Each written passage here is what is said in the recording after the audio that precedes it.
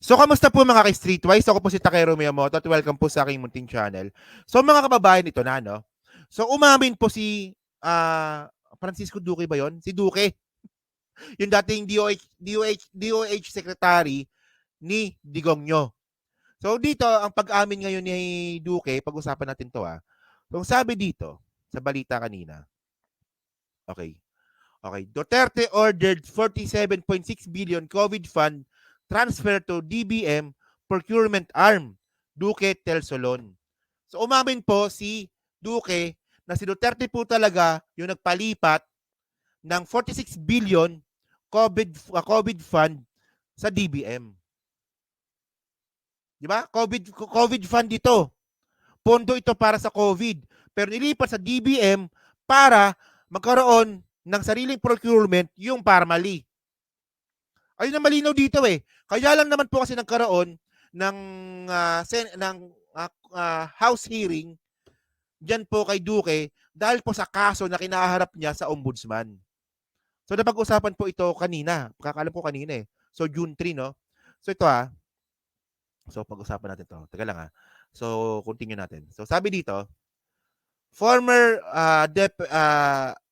Department of Health Secretary Francisco Duque III has told Solon that it was former Rodrigo Duterte who ordered the controversial transfer of 47.6 billion from the DOH to procurement service of the Department of Budget and Management for the purchase of COVID-19 supplies in 2020. So okay, well, para sa akin, kasi itong kaso na ito mga kababayan, administrative case lang naman ito. Wala naman tong kulong eh. Admin case lang naman ito. 'Di ba? Yun nga lang mga kababayan, kaya nahaluan ito ng ibang kulay. Ang naging problema kasi dito ni Digong, yung paglipat niya ng pera para makabili nga po ng mga COVID supplies, ay binili po nila sa Parmali. 'Di ba? Binili po nila sa Parmali, ayun po ang naging problema dito. Kaya nakakaroon sila ng hearing ngayon. So, continue lang natin. Sabi dito, no? Duque gave this statement on Monday, ngayon, June 3, during an oversight hearing of the House Committee on Appropriations. So, ano nga to? Civil case lang to. Appropriations lang naman eh. The panel under its senior vice chairperson, Marikina, so kasama si Stella Kimbo, has been reviewing the budget performance of the DOH and the Philippine Health Insurance Corporation, PhilHealth. Okay? During the hearing, Deputy Minority Leader Act teacher, si Franz Castro nga, quizzed Duque about the triggered the transfer. Okay? Sinabi sa atin ni Secretary Duque, sa utos ni dating Presidente Duterte ay nagkaroon ng ganitong transfer ng 47.6 billion. Tama po ba? Sabi nga ni Castro. Basahin lang natin medyo mahaba lang to, no? Okay. Duque responded publicly, this was made by the President in our meetings in the weekly meeting or talk to the people. So naka-public naman daw po ito. Okay. Talk to the people was Duterte's nightly pre-recorded press briefing. So pre-recorded pa, no? So, ibig sabihin nun, may mga cut-cut pa pala to, no? Castro reiterated for clarity, so clear po yan. 47.6 billion to be transferred to PSDBM publicly announced by the former President Duterte na matransfer yan. So clear naman daw po, no? So ngayon mga kababayan kasi, ang problema kasi dito, no? May kaso po kasi si Duque dito. May kaso siya bago pa nagkaroon ng House hearing, di ba? The Ombudsman, the Office of the Ombudsman had recently ordered the filing the graft charges against Duque and former DBM Undersecretary Christopher Lau over what it regarded as a regular transfer of DOH fund to PSDBM for the procurement of the COVID-19 supplies. Okay. So,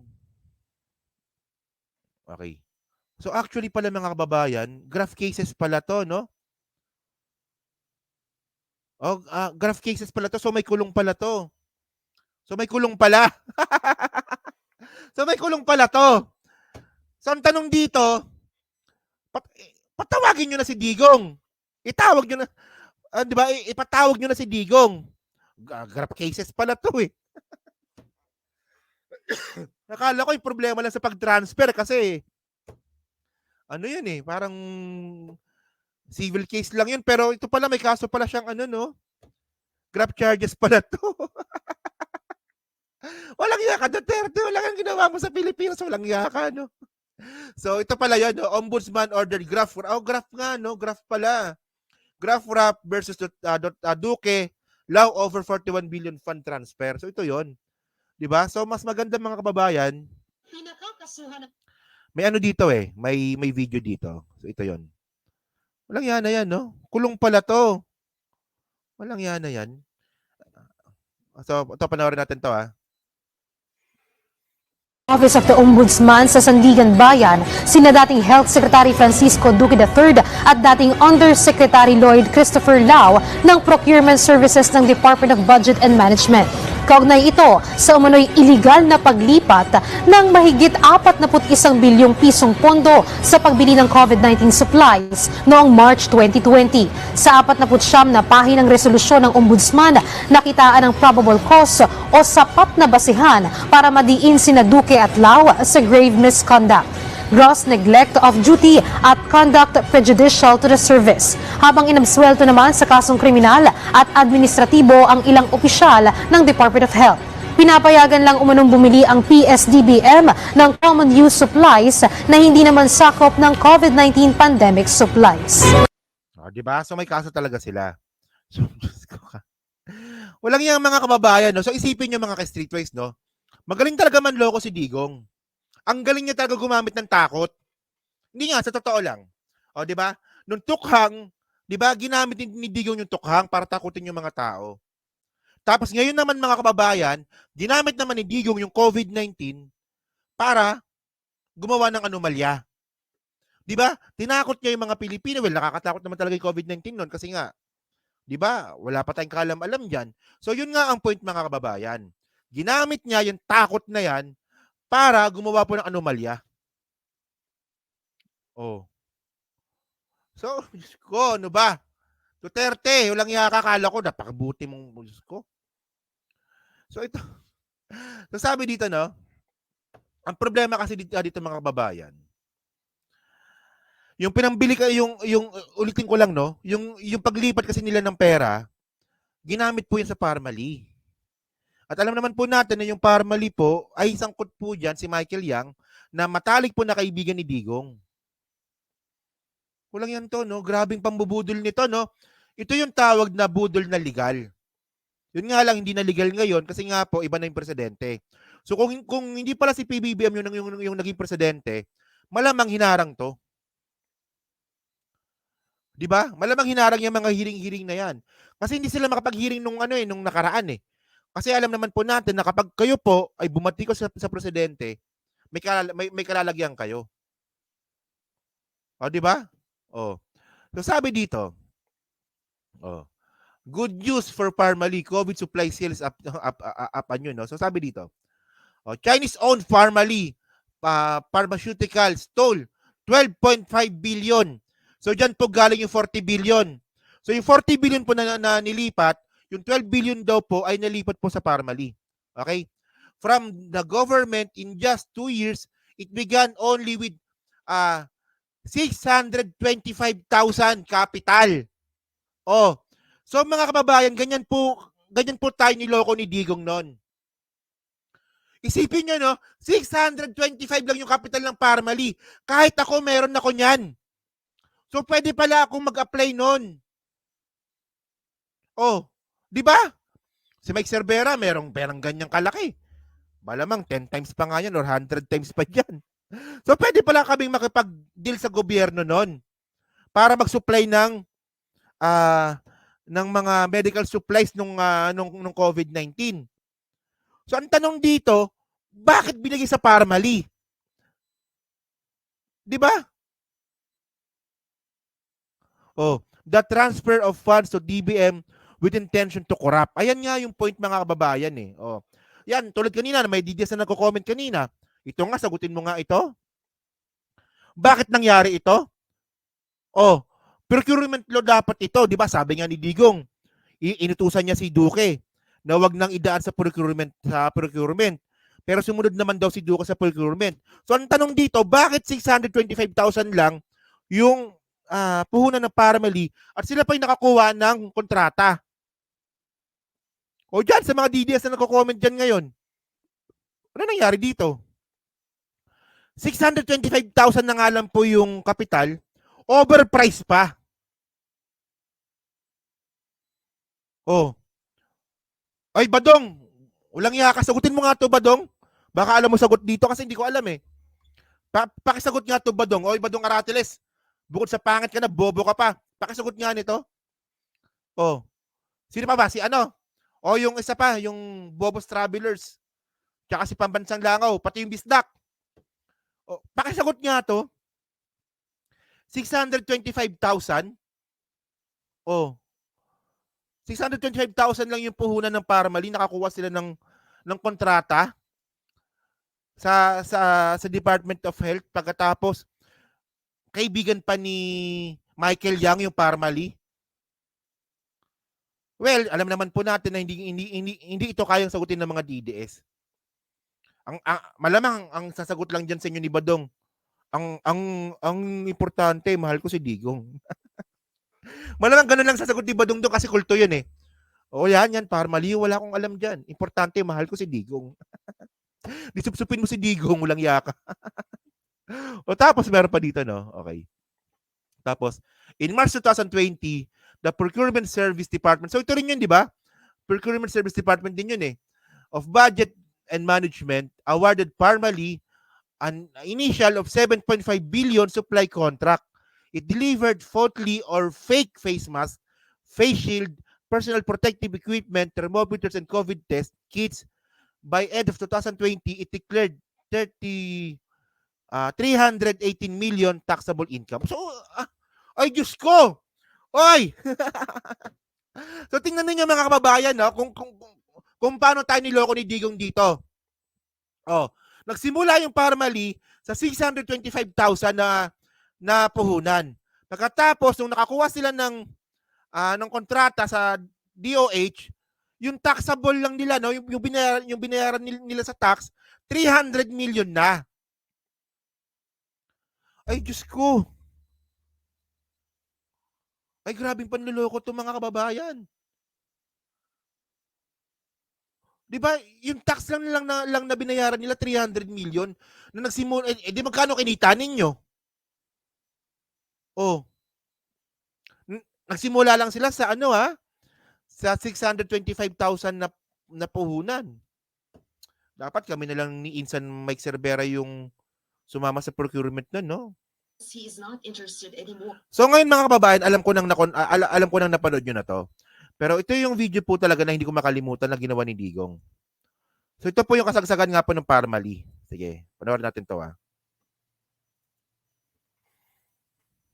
Anymore on what will happen to Parmali Pharmaceutical Corporation after being investigated by the Senate Blue Ribbon Committee chaired by Senator Richard Gordon. Parmali is being dragged to the alleged overpriced pandemic goods of the administration. They are also being linked to businessman Michael Yang, President Duterte's former economic advisor. Wala akong pakialam ng Parmali na gutos, anong tawag dito, sa kumot-kumuti na you can crumple Parmalin. Wala kami pakialam dyan.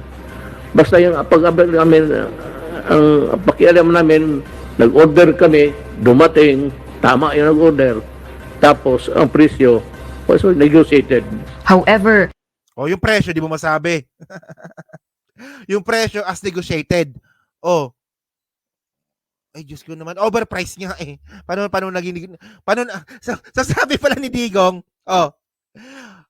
ang importante, umorder kami, tapos dumating yung order, tapos yung presyo as negotiated. So, ibig sabihin pala nun, yung negosasyon nyo, overpriced. Pumayag kayo sa overpriced na presyo. Ayun pala yun. Hindi nga, di ba? Ganun yung lumalabas eh. Importante, umorder kami, dumating yung order, nasa oras, at yung presyo, as what negotiated. So, ibig sabihin nun, alam nyo palang overprice.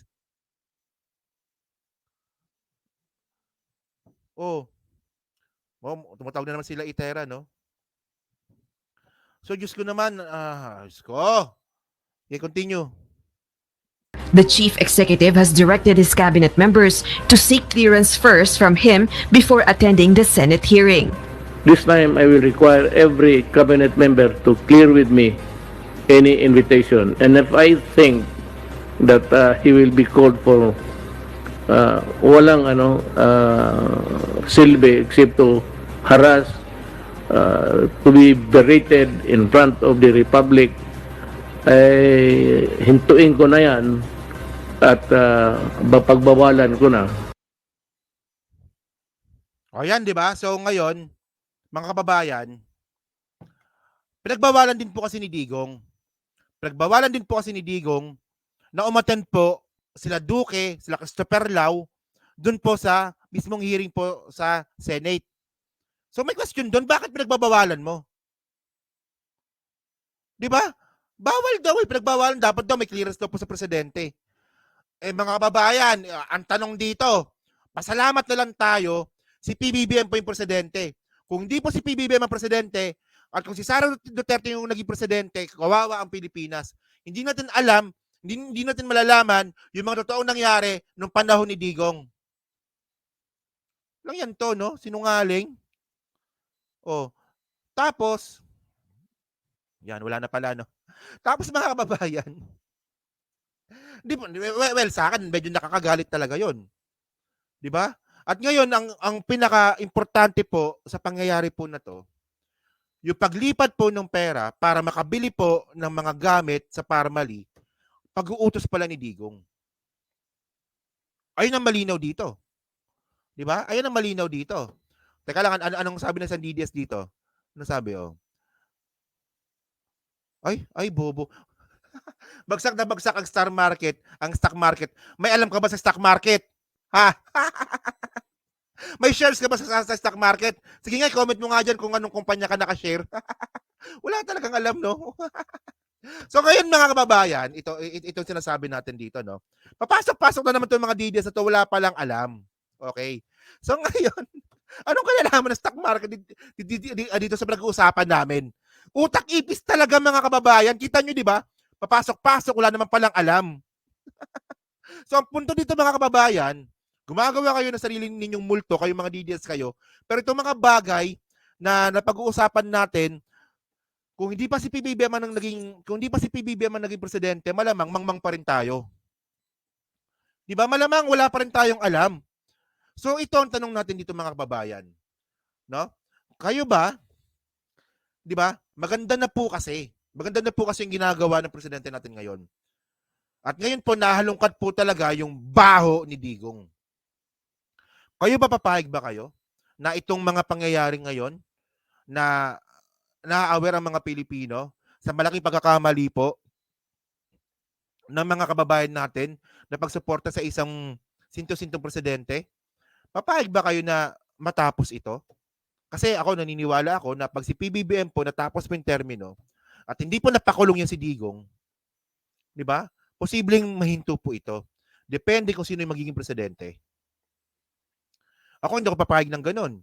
Nangurakot kayo, allegedly, di ba? Nakipagkuntsabahan kayo, dapat managot kayo dito. Kaya nga mga kababayan, gustong-gusto talaga nila si Sara Duterte maging presidente, palitan na si PBBM para itong mga anomalya na alam natin, mabaliwala na. So napaka-unfair talaga nun. Napaka-unfair nun sa kababayan natin. At ang tanong dito mga kababayan, isa pang tanong dito, bakit pumapayag itong mga DDS, mga Duterte supporter na maging kasangkapan at gamitin ni Digong sa mga mautog rally? Especially yung nangyayari po sa ibang bansa ngayon. Di ba? Nakakalungkot lang, no? Well, ako ba? Well, sana magpatuloy itong mga investigasyon na to, makulong ang dapat makulong, kahit po matapos na po yung termino ni PBBM.